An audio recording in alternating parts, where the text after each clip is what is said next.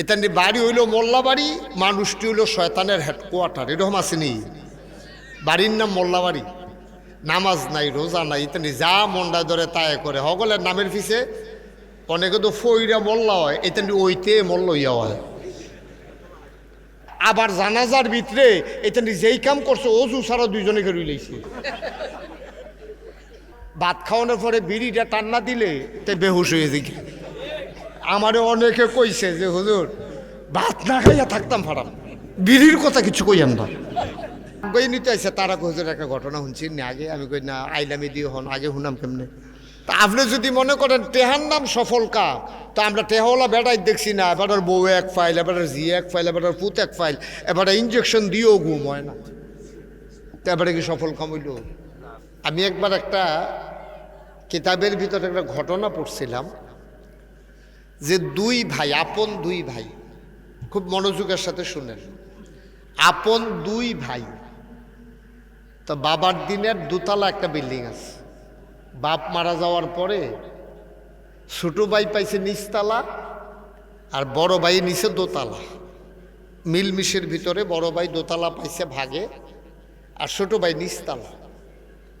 ছোট ভাই একটু বখাটে, সারা জীবন খালি গান বাজনা মদ নেশা এইগুলা নিয়ে জীবন কাটাইছে, নর্তকী গায়কী এইগুলা নিয়ে সারা জীবন কাটাইছে। আর বড় ভাইয়ে দোতলার থেকে খালি আবাদত বন্দিগি আল্লাহ বিল্লাহ করছে।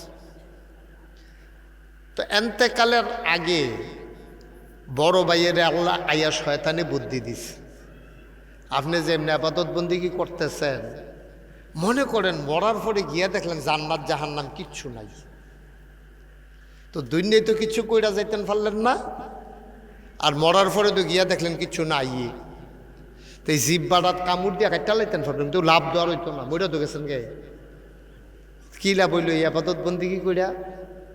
তো শয়তানের এই বুদ্ধি ড্রাইভারে ধরছে। কথা তো ঠিকই যে আপাতত বন্দি কি করতেছি, ইত্যাদি কত আনন্দ ফুর্তি করলো, আমি তো আর কিছু ফাইয়া বুঝা গেলাম না। তা এবার মনে করছে আর কয়টা দিন লাস্টে দিয়া কাম লাগলে আবার ভালো হয়ে যায়, কয়টা দিন তার লগে একটু আনন্দ ফুর্তি করি, এই নিয়তে হেবাটা উফলেতে নিচের ফেল নামতে আছে। আর নিচের বাইটা চিন্তা করলো এমনি কি আমার দিন যাইব, এই তামাশা করে আর কয়দিন কাটায়, একটু ভালাও দরকার না, যা গেছে গেছে, এখন থেকে সব বাদ, এখন ভালা হইতাম চাই কইয়া হেতে উফরের দিকে রওনা দিছে। সুবহানাল্লাহ কইতেন না? ছোট ভাইয়া নিচের তে উফরের দিকে রওনা দিছে, আর বড় ভাইয়া উফরের তে নিচের দিকে রওনা দিছে। দোতলার সিঁড়ির ভিতরে মাইদে একটা জায়গা আছে, এটা চকি কয়, চকি, ওই যে মাইদের যে জায়গাটা মশাটা এখনো আর কি, দুনু ভাইয়ের এখনো দেখা হয়েছে, দুনু ভাই মারা গেছে। এই চকিটা থেবারে উফরের তে নামছে, আর তে উফরের নিচের তো উফরে উঠছে, দুনু ভাই মারা গেছে। এখন আপনারা কোন, এখন মুফতি আপনারা সব, হ্যাঁ এবার ফতুয়া দেন, বড় ভাই জান্নাতি না জাহান্নামি? ছোট ভাই জাহান্নামি না জান্নাতি? সুবহানাল্লাহ কইতেন না? সারাটা জীবন গোনা কইরেও হাতে জান্নাতি, আর বড় ভাইয়ে সারাটা জীবন সওয়াব কইরেও জাহান্নামী। এই জন্য নবীজি বলছেন মাইয়ুরিদিল্লাহু বিহি খায়রান ইউফাক্কিহু ফিদ্দীন। আল্লাহ যাকে কল্যাণ দিতে চায়, আল্লাহ যাকে লাভ দিতে চায়, লোকসান থেকে বাঁচাতে চায়, আল্লাহ তাকে দ্বীনের সঠিক বুঝ দান করে। সুবহানাল্লাহ কইতেন না? এতানি বাড়ি হইল মোল্লা বাড়ি, মানুষটি হইল শয়তানের হেডকোয়ার্টার, এরকম আসেনি? বাড়ির নাম মোল্লা বাড়ি, নামাজ নাই রোজা নাই, ইতানি যা মন্ডা ধরে তাই করে হগলের নামের পিছে। অনেকে তো ফইরা মোল্লা হয়, এতানি ওইতে মোল্ল ইয়া হয়, জন্ম হয় মোল্লা, কারণ বংশের নামে তো মোল্লা। আর অনেকে ফইরা এরপরে গিয়া মোল্লা, আর হাতে ওইসে মোল্লা শয়তানের হেডকোয়ার্টার। তাইলে সঠিক বুঝ সাংঘাতিক জিনিস। এই জন্য আল্লাহ তাবারক ওয়া তাআলা 5 ওয়াক্ত নামাজে আপনারে শিখে, এটা বন্ধ করো, তুমি তো মাহফিল ঘুরাইলেইতে আসো, করতে আটকাতে দৌড় দিয়ে আইসে জায়গায় রে, তে আইয়ে যেমনি উকি দিয়া রয়েছে, নমুনা খারাপ। এই মোবাইল দিয়ে বন্ধ করা লাগবে, বুঝছি এটা হবে। এবারে লাইভে আছে, থাক, সুলতানের লাইভে আছে, তারে আর মাইরা লাভ নাই, তা লাইভে যেহেতু আছে যেতে এথা হোক না। আমরা সবাই একটু মনোযোগ দিয়ে শুনেন। হ্যাঁ, এটা বন্ধ করো বাবা, এটা বন্ধ করে শুনো।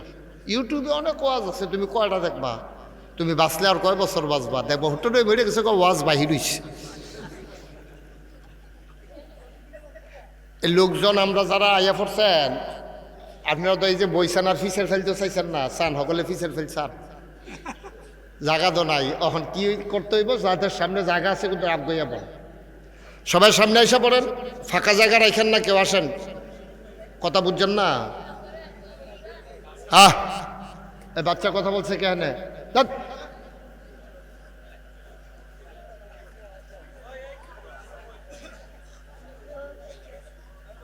সবাই বসে, আগে বসেন, একটু ফাঁকা জায়গা আছে যেখানে আগান, যারা জায়গা পান একটু জায়গা দেন। এই তো মাশাআল্লাহ লোকজন আরো আসতেছে ইনশাআল্লাহ। আসেন সবাই আগান। যখন যেটা বলতে বলি বললেন, আর মনোযোগ দিয়ে শুনলেন। প্রত্যেক দিন তো আর ওয়াজ হয় না, কালকে এখন ওয়াজ হয়েছে, আগামীকাল কইব, তো এই রাজ্যের ঠেক আমল লাগাইলে এমন লাগবে। সুতরাং অমনোযোগী হওয়া যাবে না, সব আমার দিকে খেয়াল করে মনোযোগ আছে। আই কি আপনার কি এদিকে, শুধু এদিকে খেয়াল করে রাখেন, শুধু এ বল বাসটা কই আসিল, কই নিচে ঠেলা। আপনার ঠেলার এটা সহ্য করতে পারে? আমিন কন, বুঝে আমিন জুড়ে কর। দেখছেন নবীজি ১৫০০ বছর আগে জানে যে আমরা এই কারবার হইব। এই জন্য কি বলছেন? দিনের সঠিক বুঝ, এটা বুদ্ধি করে পাওয়া যেত, এটা আল্লাহ দিব। সুবহানাল্লাহ কইতেন না? কিন্তু শর্ত হইলে আল্লাহর কাছে সাউন্ড লাগবে। এই জন্য আমরা 5 ওয়াক্ত নামাজে, ফরজ হোক, ওয়াজিব হোক আর নফল হোক, আমরা কি পড়ি? ইহদিনাস সিরাতাল মুস্তাকিম। এটা কার কাছে কইছি? ইহদিনাস সিরাতাল মুস্তাকিম। হে আল্লাহ, আমরা তো ব্যাককল বুরুক্ষ জাহেল, এমনি না হটর হটর করে শাস্ত্রলো বইলে খুব দাফা। অহন যদি আমি জিগাই গত শুক্রবারে কি দিয়া ভাত খাইছে, আপনি তো কইবেন দিনে যে খাইছেন না, রোজা আছেন, এটাই তো মনে নাই, খাইছেন না যে এটাই মনে নাই, তো আর কি দিয়া খাইছেন সেটা জিগাই লাভ কি? দেখেন আমাদের আকল কত কম, জ্ঞান আমাদের কত কম। গত শুক্রবারে কি দিয়া খাইছে এটা মনে নাই, হঠাৎ করে মনে পড়ছে কি দিয়া খাই, আমি করতাম রোজা এদু আসলাম, খাওয়ানোরও তো সুযোগ পাইছি না, শেষ। আমার আল্লাহ রাব্বুল আলামিন বান্দাদেরকে ডেকে বলেন, ও বান্দা, তুমি আকল খাটাইয়া, বুদ্ধি খাটাইয়া সহজ সরল রাস্তা খুঁজে পাবা না। এই জন্য আমার কাছে ভরসা করো, আমার কাছে দরখাস্ত দাও। সহজ সরল রাস্তা দেওয়ার মালিক আর কেউ না, শুধু আমি আল্লাহ। বলেন সুবহানাল্লাহ। সহজ সরল রাস্তা যিনি দেবেন তিনি কে? আল্লাহ। আল্লাহ ছাড়া কারো ক্ষমতা নেই। এই জন্য বান্দাদেরকে আল্লাহ শিখাই দিলেন, পড়ো ইহদিনাস সিরাতাল মুস্তাকিম। তোমরা সবাই আমার কাছে চাও, আমরা 5 ওয়াক্ত নামাজে আল্লাহর কাছে দরখাস্ত দিলাম, ইহদিনাস সিরাতাল মুস্তাকিম। আল্লাহ, তুমি আমাদেরকে সহজ সরল রাস্তা দেখাও, যেই রাস্তায় চলতে পারলে এন্তেকালের পরে সবাই দেখবে মাটির কবর। আমরা কবরে গিয়া যেন দেখি মাটির কবর মাটি নাই, মাটির কবর জান্নাতের টুকরা হয়ে গেছে। বলেন আমিন। কি লাভ ভাই, কি লাভ? আল্লাহ তাবারক ওয়া তাআলা যতগুলা ইবাদত বন্দিগি করার জন্য দিছে, সবগুলো আবাদতের পরে আবার করলে কি তৈব এটাও কই। সুবহানাল্লাহ কইতেন না? ডাক্তার এই ওষুধরা দিয়া কয়ে দিছে এটা খাইলে খানার রুচি বাড়বো, কয় হয় দিয়ে দেন, খাইতাম পারি না। এইটা খাইলে কি হইব? এইটা খাইলে শরীরে শক্তি হইব। এটা খাইলে কি হইব? জ্বর ছাড়ব। আল্লাহ তাবারক ওয়া তাআলা যতগুলো ইবাদত দিছে একটাও আপনি ঈমান আনলে কি হইব এটাও কইয়া দিছে। কয় কুলু লা ইলাহা ইল্লাল্লাহ তুফলিহুন। সুবহানাল্লাহ কইতেন না? এই সবাই পড়ো লা ইলাহা ইল্লাল্লাহ। তখন আমরা পড়ছি, আমরা জিজ্ঞাসলাম আল্লাহ এটা পড়লে কি তো হইব? লা ইলাহা ইল্লাল্লাহ পড়লে কি হইব এটা কইয়া দেন না, তো না পড়তা। কয় তুফলিহুন, তোমরা সবাই সফল কাম হয়ে যাবে। সুবহানাল্লাহ বলবেন না? দেখছেন এমন একটা ইবাদত নাই যে ইবাদতের পরিণাম আল্লাহ বলেন নাই। ভালো করলে কি হবে এইটাও যেমন আছে, খারাপ করলে কি হবে এইটাও আল্লাহ বলে দিয়েছেন। আল্লাহ বললেন পড়ো কলেমা পড়ো, সফল কাম হয়ে যাবা। এরপরে কয় কলেমা পড়া শেষ হইলে আবার নামাজ কায়েম করো, আকিমুস সালাহ, নামাজ কায়েম করো। এখন আমরা জানতে চাই নামাজ পড়লে কি হবে, জানার দরকার আছে নাকি না? নামাজ যে পড়তাম কইতে আছে না, পড় আমার কি, তো এটা তো আমরা জানার অধিকার আছে। এটা পড়লে কি তো হইব? পানিত নামলে কাপড় ভিজা যাইয়া, এটা বুঝে দেখিও তো হেতে পানি দিয়া কষাইলা ধুইলে আত পরিষ্কার হয়। এরপরও সাবান সোডা লাগে কেড়ে, তেল গাত নানান ময়লা লাগলে হুদা পানি দেওয়া হয় না, আবার সাবান সোডা লাগে। তাহলে আমি যে নামাজ পড়াম, আচ্ছা বুঝছি কলমা পড়লে আমরা সফল কাম, তাহলে কাফেরারা হইল ব্যর্থ আর আমরা হইলাম সফল কাম। সুবহানাল্লাহ কইতেন না?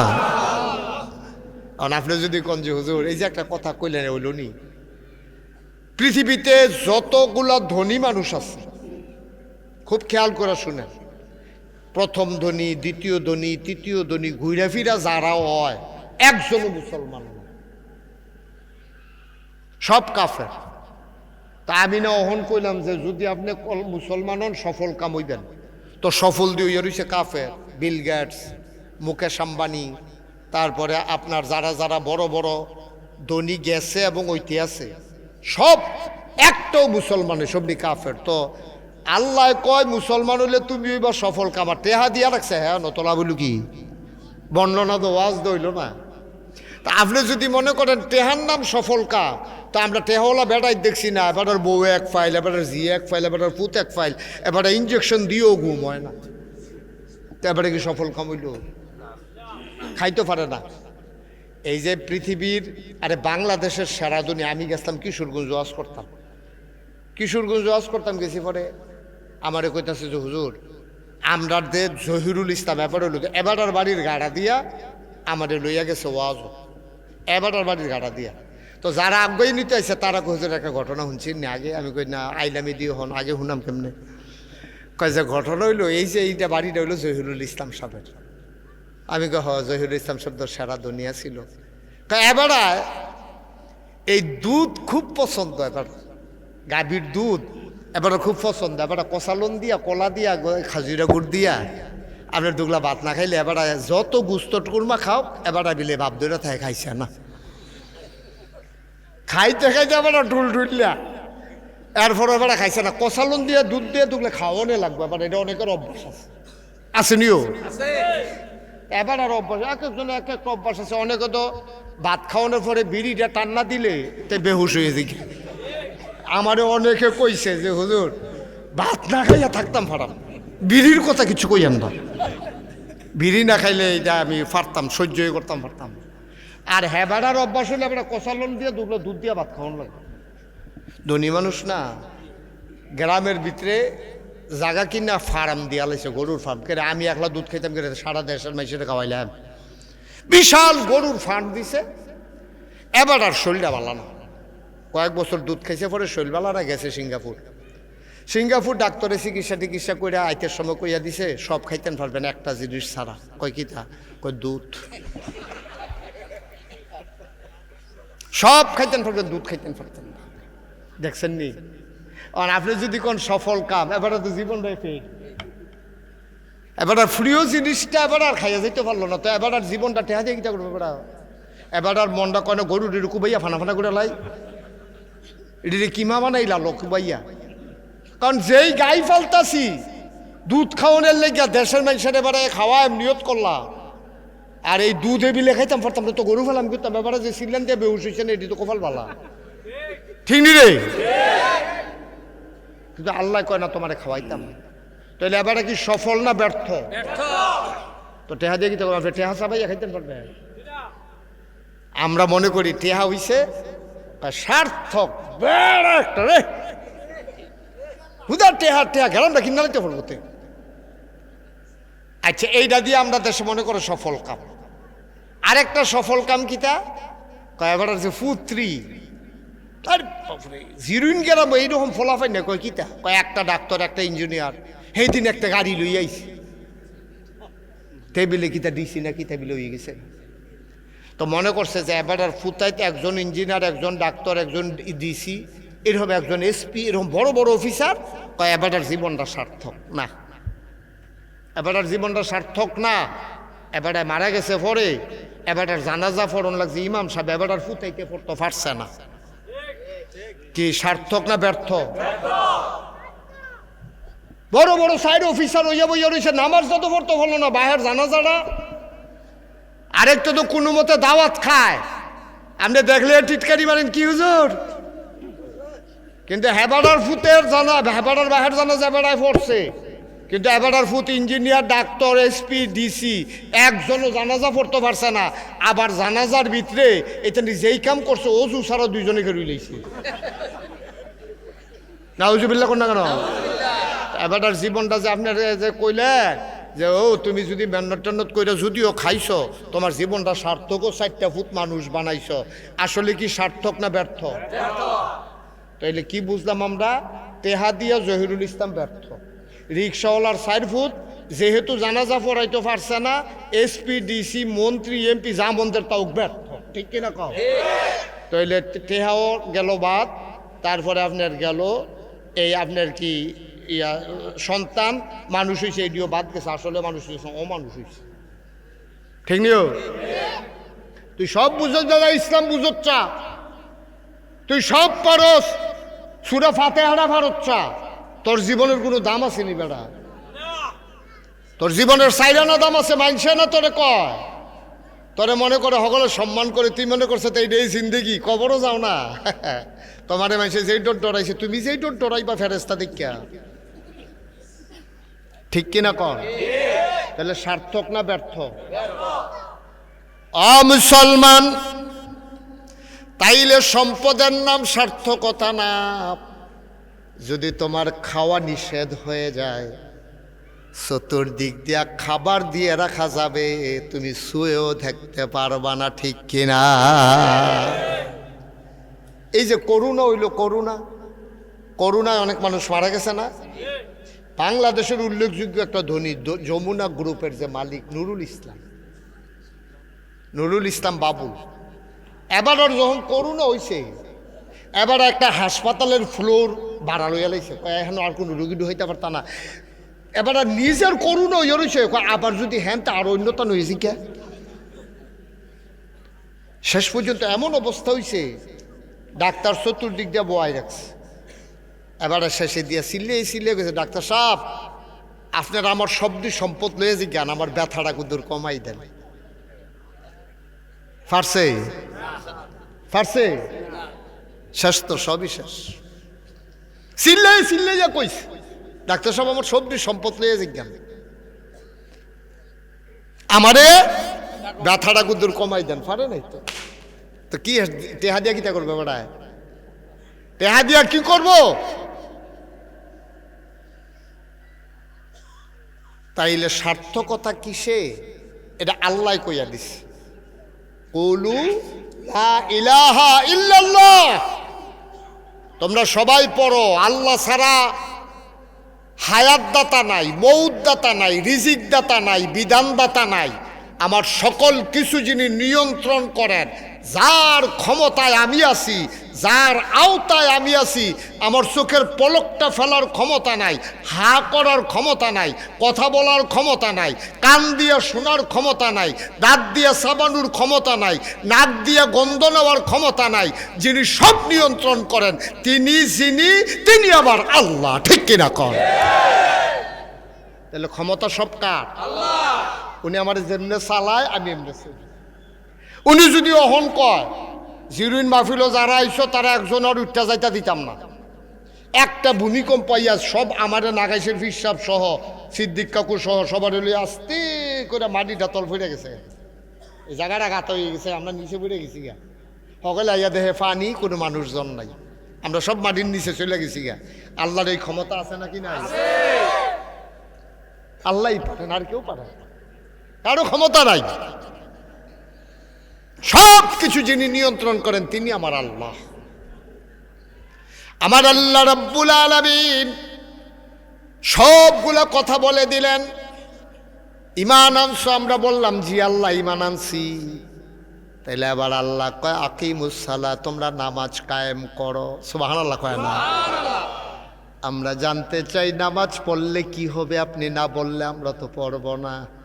কয় ইন্নাস সালাতা তানহা আনিল ফাহশাই ওয়াল মুনকার। নামাজ পড়ো, নামাজ তোমাকে মন্দ কাজ, খারাপ কাজ এগুলা থেকে ফিরেই রাখবে। সুবহানাল্লাহ বলবেন না? তা আমরা দি নামাজ পড়ি, খারাপ কাজের তিদি ফিরাই রাখে না দি। আমরা ব্রাহ্মণপাড়া, আমি যখন মাদ্রাসা প্রথম তখন একজন সিএ আছি, টিউনুর অ্যাসিস্ট্যান্ট। এবারে 5 ওয়াক্ত নামাজ পড়তো, যাওনের আগে দিয়া কইতো যে যা দিবেন তাড়াতাড়ি দিয়া লান, আমি নামাজও জেগেছি। যারা যারা আইছেন কি কি কাজ আছে, আমি নামাজও জেগেছি, দিলে তাড়াতাড়ি দেন, আমি কিন্তু এখন দেরি করতাম না, আমি নামাজও জেগে আজান দিয়া লাইছি। তো এবারে কত তো সত্যি, আপনি তো দিবেন, এবারে তো নিয়ত করি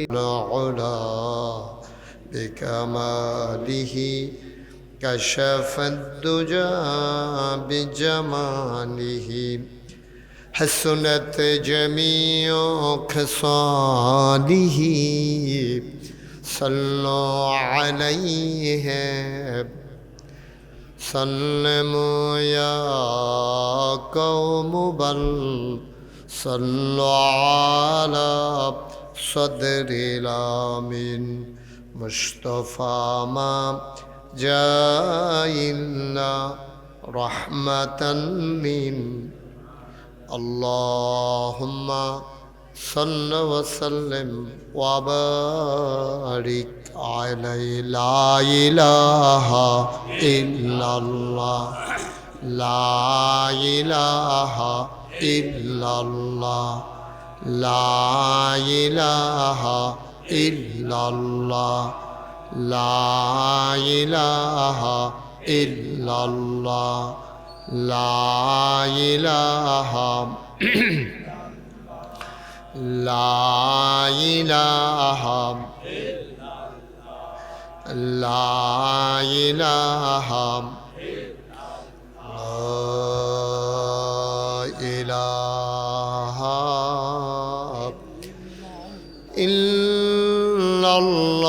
ইল্লাল্লাহু মুহাম্মাদুর রাসূলুল্লাহ সাল্লাল্লাহু আলাইহি ওয়াসাল্লাম আল্লাহুম্মা সাল্লি ওয়া সাল্লিম ওয়া বারিক আলাইহি। সবাই পড়ি আলহামদুলিল্লাহ। আল্লাহ তাবারক ওয়া তাআলার দরবারে আমরা লাখ কোটি শুকরিয়া জ্ঞাপন করছি, যিনি আমাদেরকে ঐতিহ্যবাহী ঐতিহ্যধন্য ব্রাহ্মণপাড়া উপজেলার উল্লেখযোগ্য একটি গ্রাম সাহেবাবাদ ইউনিয়নের পরিচিত একটা গ্রাম জিরুন, সেই জিরুন গ্রামের বোচাগাজী বাড়ির কবরবাসীদের মাগফিরাতের উদ্দেশ্যে এবং গ্রামবাসী যারা কবরে সকলের মাগফিরাতের আশায় আজ 23 মার্চ সোমবার 25তম ওয়াজ ও দোয়ার মাহফিল উপলক্ষে যিনি আমাদেরকে আসার বসার কিছু কথা শোনার সুযোগ করে দিলেন, হৃদয়ের সবটুকুন আবেগ, উচ্ছ্বাস, ভালোবাসা, আকুতি কাকুতি বিনতি জমা করে মাবুদের শিখানো কালেমা দিয়ে মাবুদের শুকরিয়া আদায় করি। সবাই পড়ি আলহামদুলিল্লাহ। জনাব সাহেবে সদর, আজকের এই মাহফিলের জনাব সভাপতি, বিশিষ্ট সমাজসেবক, বিশিষ্ট শিক্ষাবিদ আলহাজ মোহাম্মদ সিদ্দিকুর রহমান মাস্টার কথা বলেছেন। এই বাড়ির আত্মীয় এবং বাগড়া ফাজিল মাদ্রাসার সম্মানিত ভাইস প্রিন্সিপাল, বিশিষ্ট ইসলামী চিন্তাবিদ, আমার প্রিয় ভাই আলহাজ হজরত মৌলানা জাহাঙ্গীর আলম সরকার, আজকের মাহফিলের বিশেষ বক্তা, আমার আদরের ধন, আমার কলিজার টুকরা হজরত মৌলানা ওয়ালিউল্লাহ বাড়ি মুআল্লিম নাগাইশ দরবার শরীফ। আজকে আরও ওয়াজ করেছেন হজরত মৌলানা কারি আব্দুর রহমান, হজরত মৌলানা আমজাদ হুসাইন, হজরত মৌলানা মনিরুল ইসলাম। আজকের আয়োজনের উপস্থিত এই এলাকার দিনদার আশিকিন মুহিব্বিন, পর্দার আড়ালের আমার মা ও বোনেরা, আমার কলিজার টুকরা যুবকেরা, আল্লাহ আমাদেরকে কবুল করে নিয়েছেন। আমরা যেন আবারও পড়ি আলহামদুলিল্লাহ। বন্ধুগণ, দীর্ঘ 1 মাস আমরা সিয়াম সাধনা করেছি। 1টা মাস আমরা রোজা রেখেছিলাম। মাইকটা একটু কমাও, মাইকম্যান কই? তো 1 মাস সিয়াম সাধনার পরে আজকে আল্লাহর খাস মেহেরবানি ঈদুল ফিতর উদযাপন করার পরে আমরা একত্রিত হতে পেরেছি। এখানে অনেক লোকজন এসেছেন, বাড়িওয়ালা, বাড়ি আত্মীয় স্বজন, গ্রামবাসী এবং পার্শ্ববর্তী টাকুইর কৃতি সন্তান, আমার প্রিয় ভাই, বিশিষ্ট আলেমে দ্বীন, বিশিষ্ট সমাজসেবক জনাব হজরত মৌলানা লুৎফুর রহমান খান মাসুম, আরও অনেক ওলামায়ে কেরাম এসেছেন। জিরুইন উচ্চ বিদ্যালয়ের যিনি ধর্মীয় শিক্ষক তিনিও এসেছেন, আরও অনেক লোকজন এসেছেন। তা আল্লাহর খাস মেহেরবানি মাগরিবের পর থেকে আপনারা গুরুত্বপূর্ণ আলোচনাও শুনেছেন। তো লম্বা সময় আমি আপনাদেরকে আটকে রাখব না। আমরা চেষ্টা করব কম সময়ের ভিতরে যে রমজান আমাদেরকে যে শিক্ষা দিয়ে দিল, এটা যেন বাকি 11 মাস আমরা কাজে লাগাইতে পারি। কেমন করে কাজে লাগানো যাবে সেই সম্পর্কে কিছু আলোচনা ইনশাআল্লাহ। আল্লাহ যেন কবুল করে। সবাই পড়েন আমিন। জোরে পড়েন, আরও জোরে। কুরবানির ঈদের পরে হইলে আরও আওয়াজটা বেশি হইতো না? রোজার ঈদ তো, এই জন্য সবাই দুর্বল না? আল্লাহ যেন কবুল করে। সবাই পড়েন আমিন। বন্ধুগণ, আল্লাহ তাবারক ওয়া তাআলা আমাদেরকে কবুল করে নিয়েছেন বলেই আমরা আসতে পেরেছি। এটা নবীজি ১৫০০ বছর আগে বলেছেন, মাইয়ুরিদিল্লাহু বিহি খায়রান ইউফাক্কিহু ফিদ্দীন। আল্লাহ যাকে কল্যাণ দিতে চায়, আল্লাহ যাকে লাভ দিতে চায়, আল্লাহ যাকে ক্ষতি থেকে বাঁচাতে চায়, আল্লাহ যাকে জাহান্নাম থেকে বাঁচিয়ে জান্নাত দিতে চায়, ইউফাক্কিহু ফিদ্দীন, আল্লাহ তাকে দ্বীনের সঠিক বুঝ আল্লাহ দান করেন। সুবহানাল্লাহ বলবেন না? দ্বীনের সঠিক বুঝ পাওয়া এটা কিন্তু একটা নসিবের ব্যাপার। অনেক বড় বড় আলেম গোমরা হয়ে গেছে, অনেক বড় আলেম, কিন্তু সঠিক বুঝটা আল্লাহ তাকে দান করেন নাই। আবার জীবনে মাদ্রাসাত পড়ে নাই, লেখাপড়াই করে নাই, কিন্তু আল্লাহর মাকবুল বান্দা হইয়া দুনিয়া থেকে বিদায় হয়েছেন, এমন প্রমাণ আছে নাকি নাই? হাজার হাজার ভুরি ভুরি প্রমাণ আছে।